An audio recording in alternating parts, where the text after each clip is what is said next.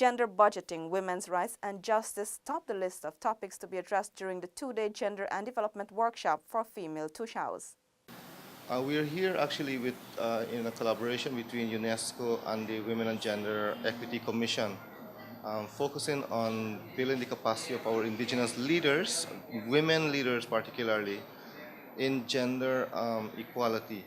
That was Chairman of the National TOSHAOS Council, Nicholas Fredericks.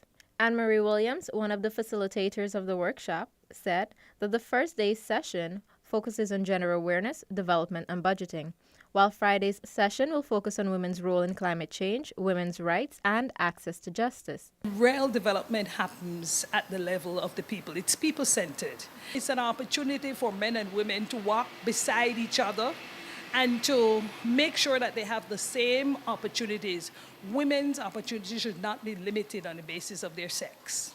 The training is part of a series of gender and development sessions being undertaken at the national and subnational levels. For InfoHub, ONIKA BOBB.